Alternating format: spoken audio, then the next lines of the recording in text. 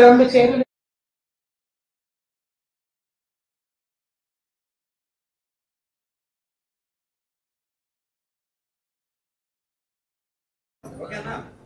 జై తెలంగాణ.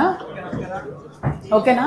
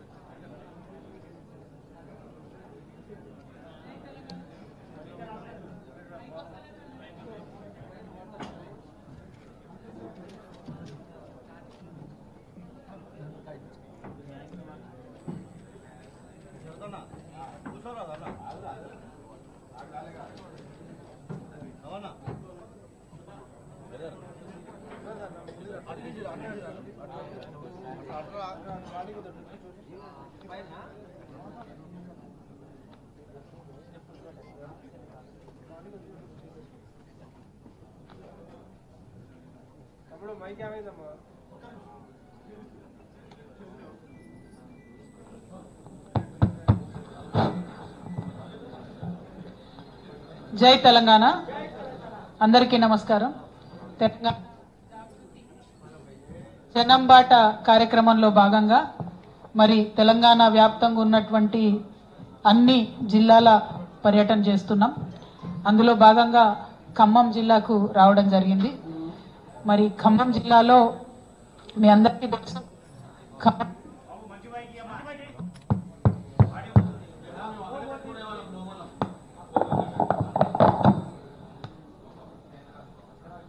కనెక్షన్ ఉండేది.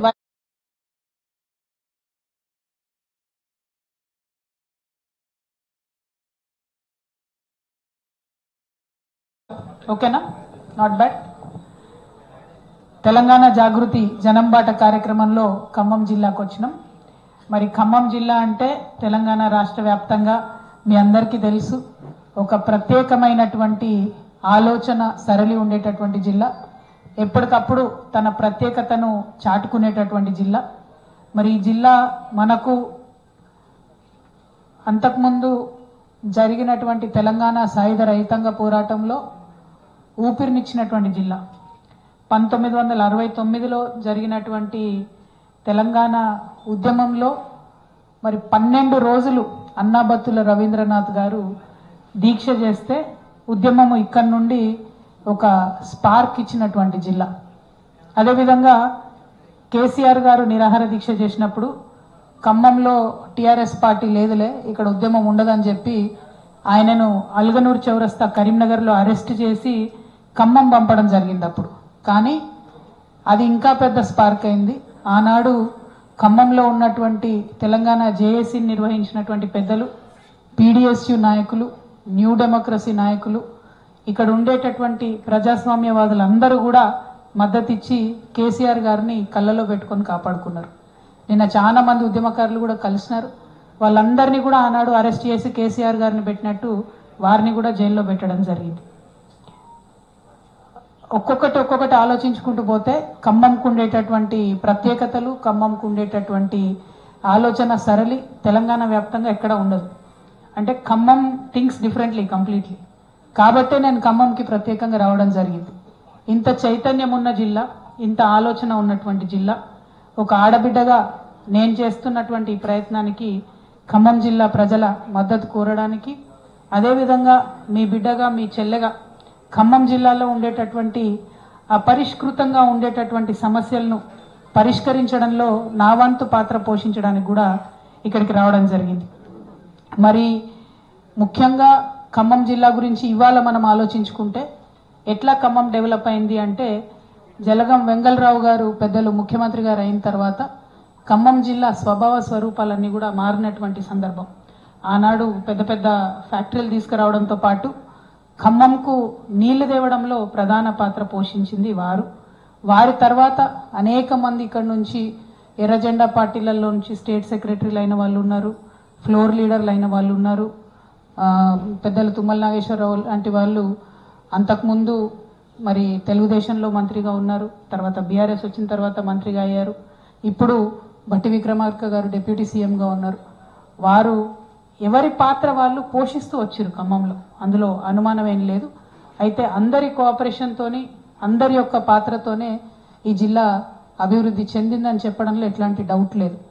At the same time ఈ జిల్లాలో జరగాల్సినంత అభివృద్ధి జరగలేదన్నది కూడా వాస్తవం.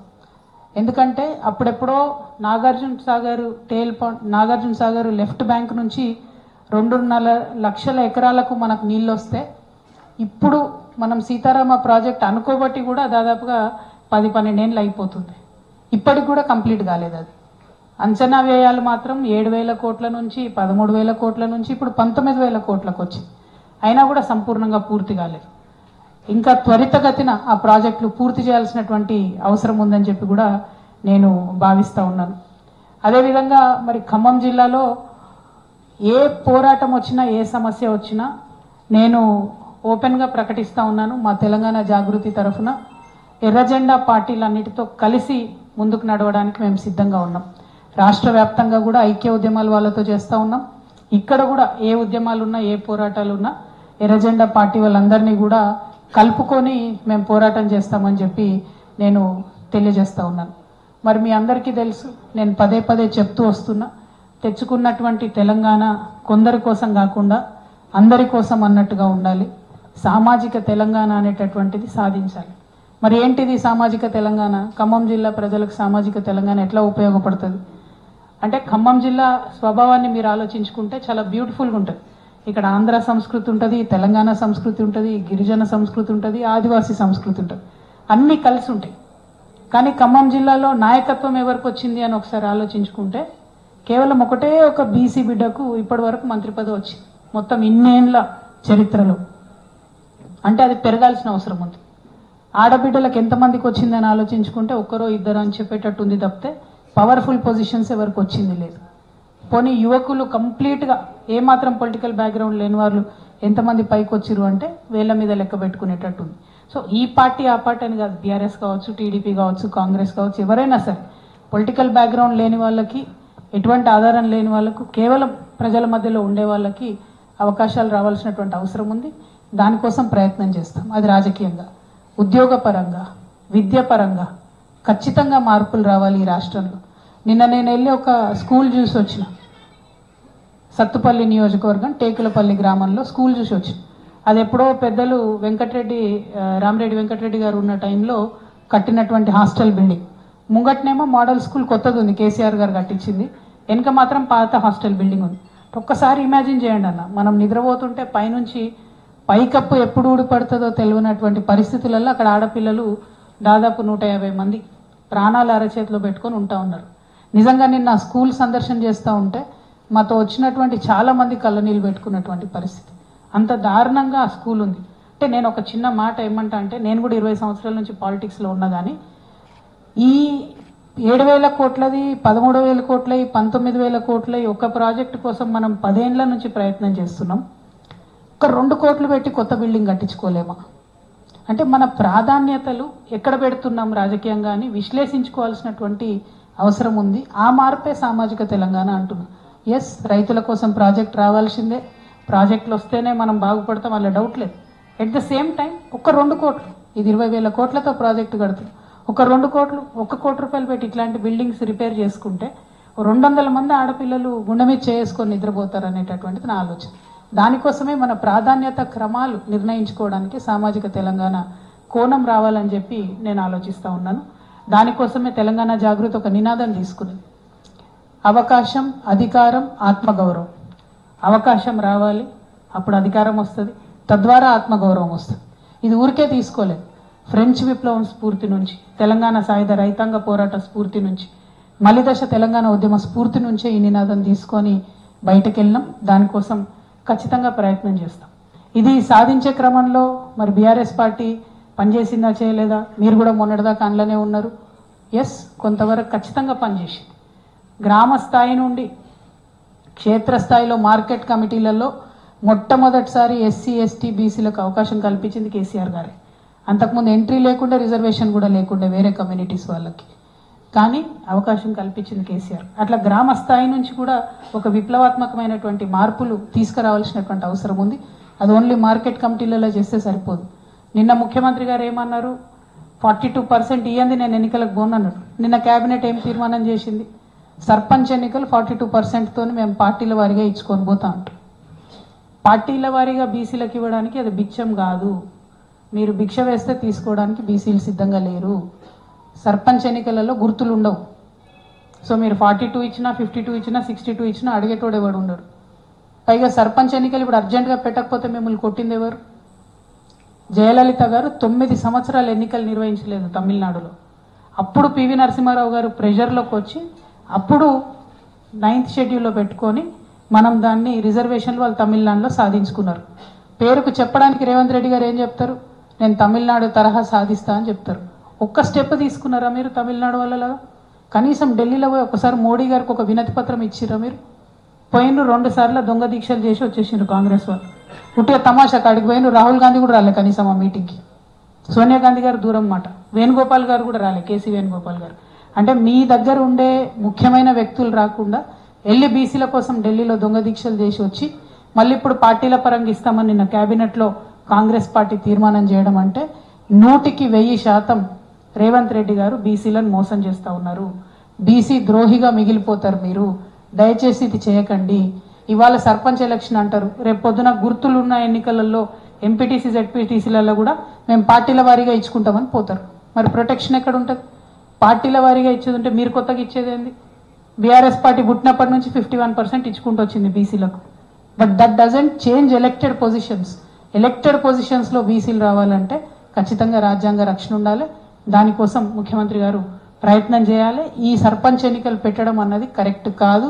ఇది బీసీ సమాజానికి కాంగ్రెస్ పార్టీ చేస్తున్న ద్రోహంగా చరిత్రలో నిలిచిపోతుందని కూడా నేను ఈ సందర్భంగా తెలియజేస్తా ఉన్నా. అదేవిధంగా నిన్న మేము మా ప్రయాణం మొదలుపెట్టినప్పటి నుంచి ఫస్ట్ మదిర నుంచి ప్రారంభించాం. మదిరలో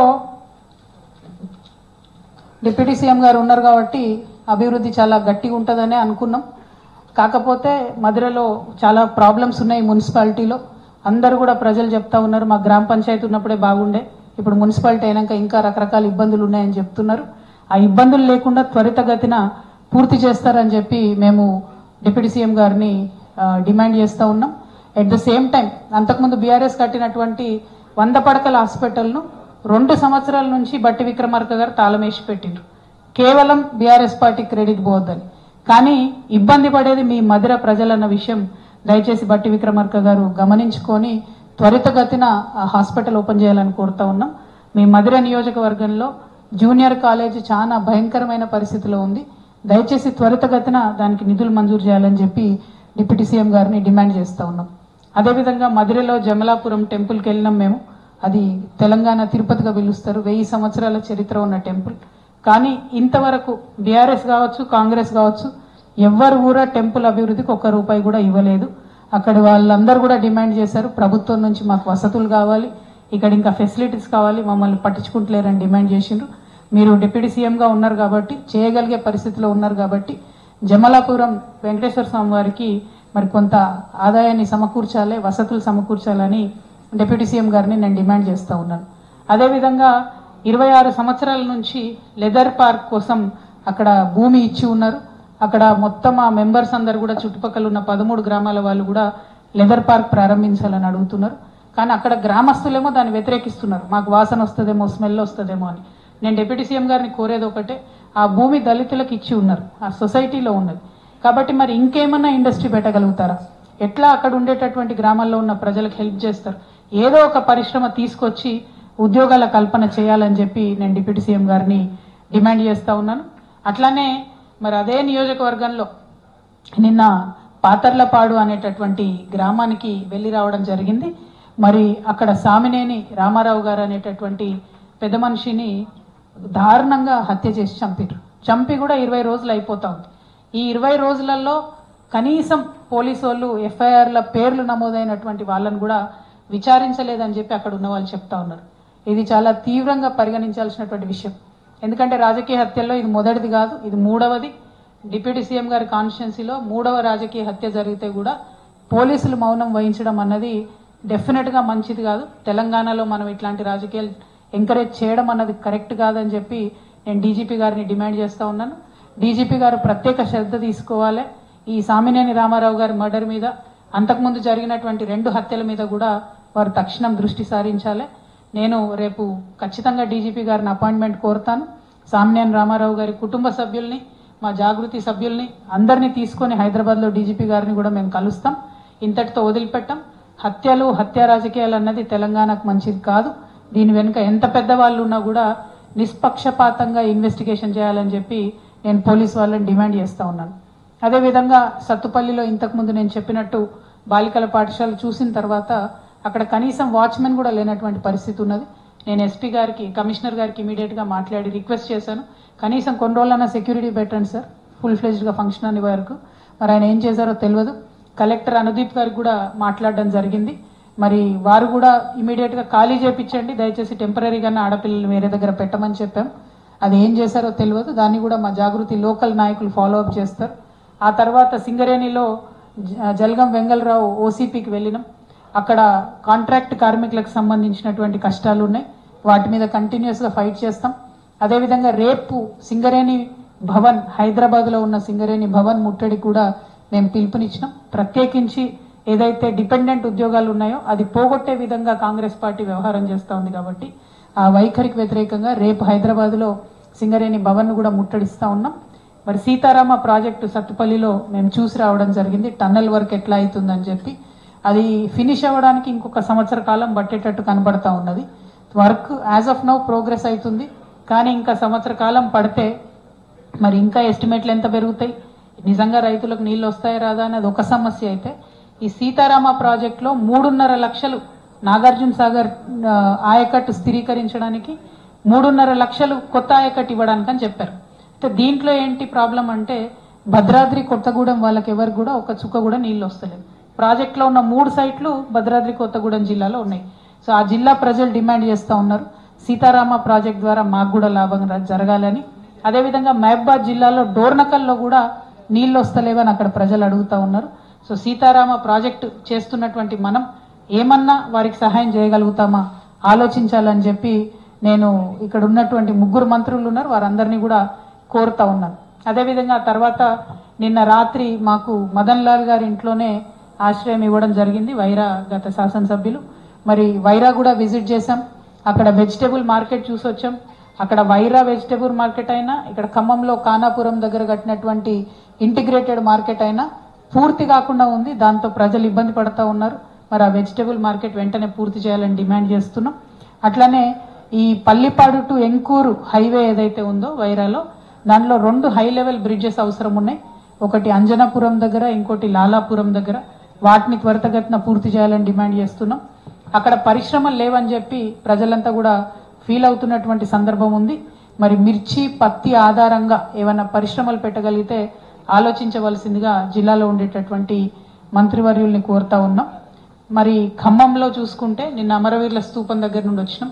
అక్కడ ఉన్నటువంటి ఉద్యమకారులందరూ కూడా డిమాండ్ చేసిండ్రు, ఏదైతే కాంగ్రెస్ ప్రభుత్వం మాకు ప్రామిస్ చేసిందో 250 గజాలు ఇస్తామని చెప్పి, పెన్షన్ ఇస్తామని చెప్పి, ఉద్యమకారులకు గుర్తింపు కార్డు ఇస్తామని చెప్పి, అమరవీరుల కుటుంబాలను ఆదుకుంటామని చెప్పి వీటి మీద పోరాటం చేయవలసిందిగా వారు సూచించారు. వారి సూచనలకు అనుగుణంగా మేము ఈ పోరాటాన్ని ఇంకా పెద్ద ఎత్తున ఉధృతంగా తీసుకెళ్తాం. ప్రతి ఉద్యమకారుడికి 250 గజాలు వచ్చేంత వరకు కూడా విశ్రమించకుండా పనిచేస్తామని ఈ సందర్భంగా తెలియజేస్తా ఉన్నాం. అదేవిధంగా ఖమ్మంలో పెద్దలు పద్మశ్రీ అవార్డు గ్రహీత వనజీవి రామయ్య గారు మరణం చెందిన తర్వాత మరి ప్రభుత్వం అధికారికంగా వారి ఫ్యూనరల్ చేస్తుందని మేము అనుకున్నాం. ఎందుకు చేయలేదని మేము కూడా ఆశ్చర్యానికి గురైనాం. మరి వనజీవ రామయ్య గారి స్మృతిని నిరంతరం కొనసాగించే విధంగా మరి మంచి పెద్ద ఈకో పార్క్ ఏదైనా నిర్మిస్తే ఆ ఈకో పార్క్కి ఖచ్చితంగా వనజీవి రామయ్య గారి పేరు పెట్టాలని చెప్పి నేను ఈ సందర్భంగా డిమాండ్ చేస్తున్నాను. అట్లానే పాలేరులో మేము జేఎన్టీయూను విజిట్ చేస్తాం. తర్వాత అసలు ఖమ్మానికి యూనివర్సిటీయే లేదు,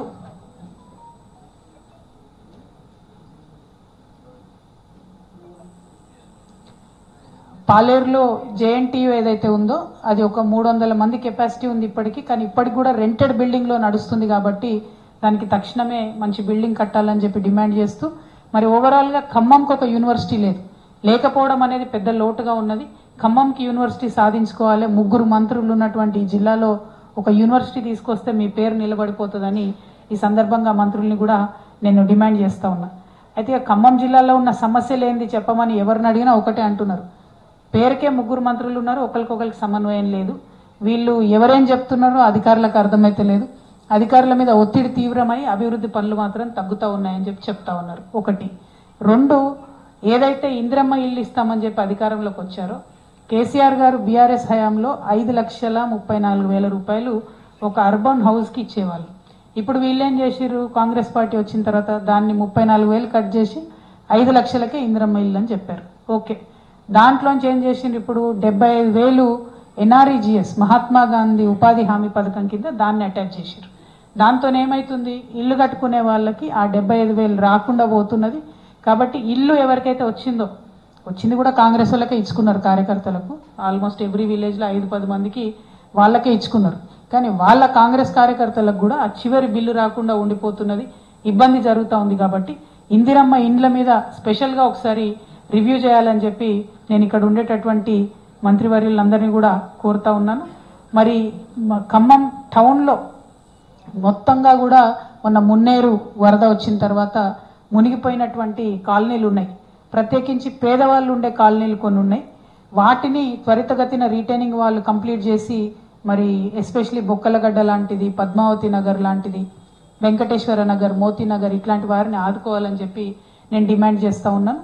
అట్లానే మున్నేరుకు అటువైపు పాలేరు నియోజకవర్గంలో వచ్చేటటువంటి ఈ విల్లా ప్రాజెక్టులు వచ్చినాయి. అన్ని 50 లక్షలు, 40 లక్షలు, 25 లక్షలు పెట్టి మధ్యతరగతి ఖమ్మం వాసులు కొనుక్కున్నటువంటి అవన్నీ కూడా మునిగిపోయిన పరిస్థితి వచ్చింది. సో వీళ్ళు ఇక్కడ ఖమ్మం మేధావులందరూ నేను రిక్వెస్ట్ చేసి కోరేది ఏంటంటే, ఒకసారి ఆలోచన చేయండి. హైదరాబాద్లో పెడితే ఇక్కడ రియల్ ఎస్టేట్ అంతా మునిగిపోయింది. దాంతో చిన్న రియల్ ఎస్టేట్ వ్యాపారులు, ఏజెంట్లు, పార్ట్ టైం రియల్ ఎస్టేట్ చేసుకునేటటువంటి అనేక మంది మిత్రులు వారందరూ కూడా నష్టపోయినటువంటి పరిస్థితి. సో నా సూచన ఏంటంటే, హైడ్రానే మీరు ఒక సర్టిఫికేషన్ ఏజెన్సీగా పెట్టండి. ఏదైనా రియల్ ఎస్టేట్ వెంచర్ ప్రారంభించే ముందు మీ హైడ్రాకి 5,000 10,000 కడతాం కావాలంటే, కానీ ఆ హైడ్రా నుంచో సర్టిఫికేషన్ ఇవ్వండి, మేము మళ్ళీ రాము ఈ వెంచర్ దగ్గరికి అని. దానివల్ల చిన్న రియల్ ఎస్టేట్ వ్యాపారులకు లాభం జరుగుతుంది, దానివల్ల వెంచర్ చేద్దాం అనుకునే రియల్ ఎస్టేట్ వాళ్ళకి లాభం జరుగుతుంది, దానివల్ల ప్రజలందరూ కూడా ప్రశాంతంగా ఉండే పరిస్థితి ఉంటుంది. హైడ్రాను పాజిటివ్గా వాడుకోవాలి ప్రభుత్వం అని చెప్పి నేను డిమాండ్ చేస్తూ ఉన్నాను. అదేవిధంగా మరి గ్రనైట్ పరిశ్రమ చూసుకున్నట్టయితే చాలా సంక్షోభంలో ఉన్నది. వారికి బీఆర్ఎస్ వచ్చిన తర్వాత ట్యాక్స్ పెంచితే కాంగ్రెస్ వచ్చిన తర్వాత దాన్ని ఇంకా డబుల్ చేసిండ్రు. సో వాళ్ళు చాలా మంది ఇబ్బంది పడే పరిస్థితి ఉంది. కాకపోతే గ్రనైట్ పరిశ్రమల వాళ్ళు కూడా ఆలోచన చేయాలి. ఒకటి, మీకున్న పర్మిషన్ కన్నా ఎక్కువ తవ్వుతున్నారు. మీరు భూమి సర్ఫేస్ వరకే తవ్వాలి, కానీ 10 అడుగుల లోతుకు తవ్వుతున్నారు. దాంతో వాటర్ టేబుల్ డిస్టర్బ్ అవుతుంది. 2, మీరు అన్ని డబ్బులు సంపాదించుకున్నప్పుడు ఎందుకు మీరు లోకల్ ఖమ్మం వాళ్ళకు ఉద్యోగాలు ఇవ్వరు? ఎందుకు బయట నుంచి లేబర్ని తెచ్చుకుంటారు? మీరు ఏదైనా ట్రైనింగ్ ఇప్పియండి. మన వాళ్ళకి ఏమైనా ఇబ్బంది అయితే ట్రైనింగ్ ఇప్పియండి. మేనేజ్మెంట్లోనో ఆఫీసర్లు గాను, మేనేజర్లు గాను అందరినీ బయట వాళ్ళ నుంచి తెచ్చుకుంటే ఈ భూమిలోకి వచ్చేటటువంటి సిరి సంపద మీరు దోసుకొని పొల్యూషన్ ఖమ్మం జిల్లా ప్రజలకు వదిలేసి ఉద్యోగాలు పక్క రాష్ట్రాలలోకి ఇవ్వడం అన్నది చాలా అన్యాయం. గ్రనైట్ వాళ్ళ మీద నాకు సానుభూతి ఉన్నది, వాళ్ళకి ఇబ్బంది ఉన్నది. కాకపోతే అట్ ద సేమ్ టైం మీరు కూడా ప్రజల పక్షాన నిలబడితే బాగుంటుందని చెప్పి నేను మనస్ఫూర్తిగా కోరుతా ఉన్నాను. మరి ప్రత్యేకించి ఖమ్మంలో పత్తి రైతుల గోస మాత్రం చాలా దారుణంగా ఉంది. ఇది ఖమ్మం ఒకటే కాదు, వరంగల్ అయినా అంతే ఉంది, ఆదిలాబాద్ అయినా అంతే ఉంది, మహబూబ్ నగర్ అయినా అంతే ఉంది. కానీ ఖమ్మం ప్రత్యేకించి మొంతా తుఫానుకు తీవ్రంగా ఎఫెక్ట్ అయింది. కాబట్టి పత్తిలో తేమ శాతం 20% ఉండేటట్టుగా సీసీఐతో మాట్లాడి, వ్యవసాయ శాఖ మంత్రి వర్యులు ఈ జిల్లానే కాబట్టి తుమ్మల నాగేశ్వరరావు గారు నేను డిమాండ్ చేస్తా ఉన్నాను, మీరు ఖచ్చితంగా సీసీఐతో మాట్లాడాలి. ఇప్పుడు జూబ్లీహిల్స్ ఎన్నికలు అయిపోయినాయి, అక్కడ బీహార్ ఎన్నికలు అయిపోయినాయి, ఇప్పుడన్నా పత్తి రైతుల గోస పట్టించుకోవాలని చెప్పి నేను ప్రభుత్వాన్ని డిమాండ్ చేస్తూ ఉన్నాను. అదేవిధంగా ఇక నిరుద్యోగుల విషయం అయితే చెప్పనలవి కాదు, భయంకరమైన పరిస్థితి ఉన్నది. మాకంటూ ఒక జాబ్ క్యాలెండర్ వేయాలని చెప్పి వాళ్ళు డిమాండ్ చేస్తూ ఉన్నారు. ఎప్పుడు ఉద్యోగం అన్నా గవర్నమెంట్ గ్రూప్ 1 గ్రూప్ 2 అని చెప్పి మభ్య పెడుతున్నారు.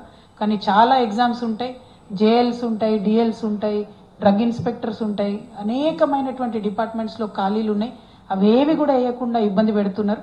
అన్నిటికన్నా ముందు మీరు అధికారంలోకి వచ్చిందే నిరుద్యోగులతోనన్న విషయం కాంగ్రెస్ పార్టీ గుర్తుపెట్టుకొని ఖచ్చితంగా ఒక స్పష్టమైనటువంటి జాబ్ క్యాలెండర్ ఇవ్వాలని చెప్పి నేను డిమాండ్ చేస్తా ఉన్నాను.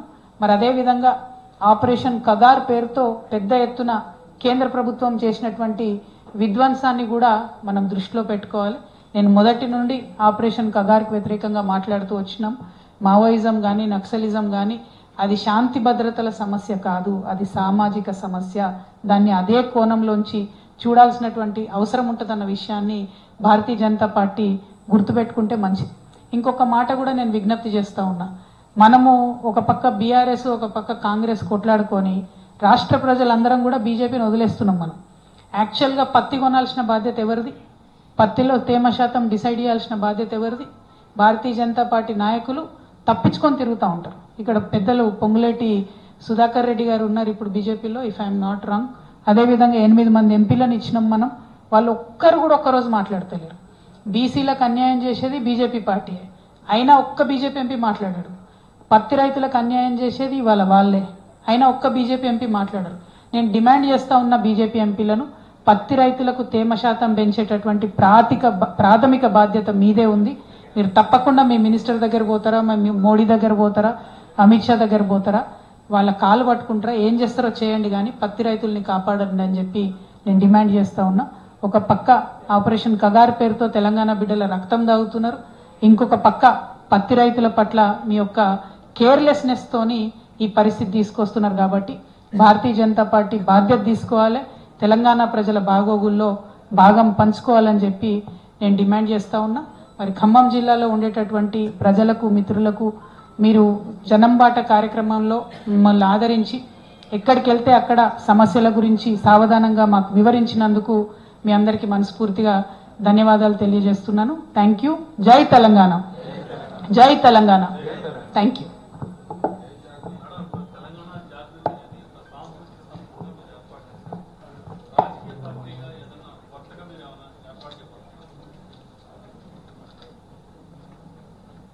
జై తెలంగాణ. రాజకీయ పార్టీల గురించి ఇప్పుడెప్పుడే ఆలోచన చేస్తలేమన్నా, ఎందుకంటే ఇవాళ ప్రశ్నించే వాళ్ళు లేకుండా పోయారు. ప్రతిపక్షమైనా నిద్రపోతున్నటువంటి పరిస్థితి, పాలకపక్షమైనా నిద్రపోతున్నటువంటి పరిస్థితి. ప్రతిపక్షంలో ఉండి బాగా అనుభవజ్ఞులైనటువంటి కేసీఆర్ గారు, బీఆర్ఎస్ పార్టీ కూడా 20 ఏళ్ల తర్వాత కూడా అనేక తప్పుల వల్ల ఇలా థర్డ్ టైం ఓడిపోయినాం అనుకుంటా ఉన్నా నేను. అందులో ప్రత్యేకించి ఈ జిల్లాకు సంబంధించి తుమ్మల నాగేశ్వరరావు గారు లాంటి ఎఫెక్టివ్ లీడర్ని వదులుకోవడం వల్లనే మూడోసారి అధికారంలోకి రాలేకపోయినామని చెప్పి నేను బలంగా నమ్ముతా ఉన్నా.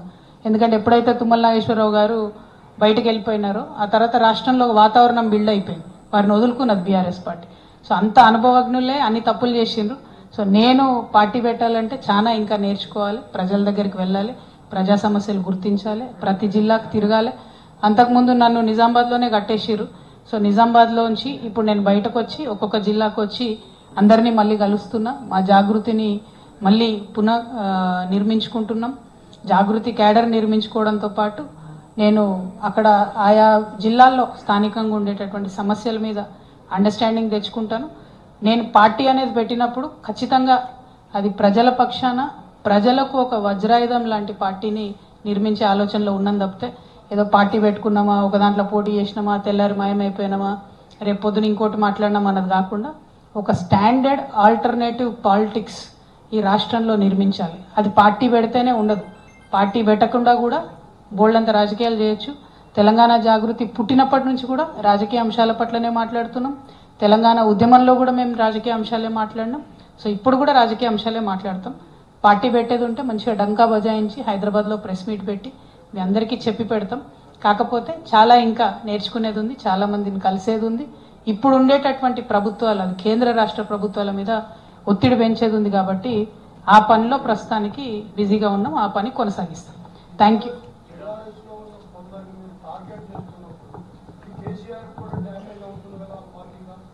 బీఆర్ఎస్ పార్టీతో నాకేం సంబంధం అన్న? బీఆర్ఎస్ పార్టీలకి వెళ్ళి నన్ను సస్పెండ్ చేసిండ్రు.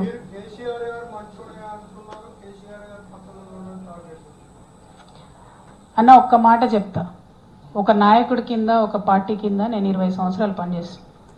బయటకు వచ్చి ఆ నాయకుడు మంచివాడు కాదని చెప్పే అంత నీచమైన సంస్కృతి ఎవరికి ఉండకూడదు. పార్టీలోంచి నీ అంతటి నువ్వు వెళ్ళిపోయినా నోరు మూసుకొని ఉండాలి. ఎందుకంటే ఆ పార్టీలో మీరు చాలా రోజులు పనిచేశారు కాబట్టి. కానీ నా అంతటి నేను రాలే బయటికి, నన్ను బయటకు వేసిరు. నన్ను బయటకు వేయడంలో కొంతమంది కుట్ర చేసిరు, అది వాస్తవం. సో నా మీద ఎవరైతే కుట్ర చేశారో వాళ్ళ మీద ఖచ్చితంగా నేను మాట్లాడతా కదన్నా. అది పాలిటిక్స్ కాదు. పెద్ద నాయకుడు కేసీఆర్ గారు, వారు లేకపోతే తెలంగాణ వచ్చేదే కాదు. వారు వచ్చారు కాబట్టి ఇవాళ ఖమ్మం టౌన్ డెవలప్ అయిందంటే అది 101% కేసీఆర్ గారు చొరవ అని, అది మీకు కూడా తెలుసు. ఖమ్మం టౌన్ ఇవాళ ఎక్కడికి పోయినా అద్భుతంగా హైదరాబాద్లో కనబడుతుంది. వెడల్పు రోడ్లు, పెద్ద బిజినెస్ సెంటర్లు వచ్చినాయంటే కేవలం బీఆర్ఎస్ పాలన వల్లనే వచ్చింది. అది కేసీఆర్ గారు ఆలోచన వల్ల మాత్రమే వచ్చింది. సో కేసీఆర్ గారు నేనేమనట్లే, ఎందుకేమనట్లే, ఆయన ఇట్లాంటి చిన్న చిన్న విషయాలు పట్టించుకోరు. కాకపోతే నన్ను కుట్ర చేసి నా కుటుంబానికి నా పార్టీకి కాకుండా చేసిన వాళ్ళని డెఫినెట్గా అంటా కదన్నా. మీరున్న అంటారు నా ప్లేస్లో, అనరా చెప్ప, నేను మనిషినే కదా. కాబట్టి అంతే తప్పితే అది కూడా నేను ఒకటి మళ్ళీ గుర్తుపెట్టుకున్నాను, నేను ఎక్కడ కూడా వితౌట్ ప్రూఫ్ ఎవరి మీద కూడా అలిగేషన్ చేయను. నా జీవితంలో చేయలేదు, చేయను. సో రేపైనా సరే ఎవరి మీద మాట్లాడినా సరే ఖచ్చితంగా ప్రూఫ్తోనే మాట్లాడతా. ఇప్పుడు నేనేం చెప్పా, తుమ్మల నాగేశ్వరరావు గారు లాంటి పెద్ద నాయకుడిని వదులుకోవడం 101% బీఆర్ఎస్ పార్టీ చేసిన మిస్టేక్. దానివల్ల 2 నష్టాలు జరిగినాయి పార్టీకి. ఒక వాతావరణం ఏర్పడింది రాష్ట్ర వ్యాప్తంగా, ఇది అందరు పెద్ద నాయకులు వెళ్ళిపోతున్నారు అనేటటువంటి. అది కరెక్ట్ కాదు కదా. అంత ఎక్స్పీరియన్స్ ఉన్న వాళ్ళు ఎక్కడ దొరుకుతారు?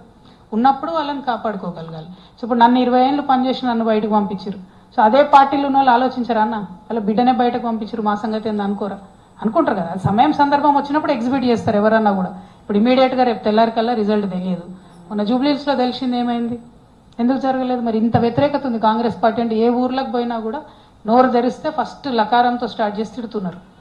అయినా ఎట్లా గెలుస్తుంది అన్న జూబ్లీహిల్స్లో అన్ని వేల మెజార్టీతో? సో ప్రతిపక్షాలు, BJP utter flop, failure, BRS not up to the mark. కాబట్టి దాన్ని ఇంప్రూవ్ చేసుకోవాలి. ప్రతిపక్షం లేనటువంటి ఏ రాష్ట్రం కూడా బాగుపడలేదు. ఈ దేశంలో కూడా ఇవాళ వెనకడుగేస్తున్నాం మనం. అమెరికా లాంటి దేశాలు ఇష్టం వచ్చినట్టు వీసాలు క్లోజ్ చేయడం పెంచుతున్నాయంటే ఈ దేశంలో ప్రతిపక్షం లేదు కాబట్టి బీజేపీ ఏం చేసిన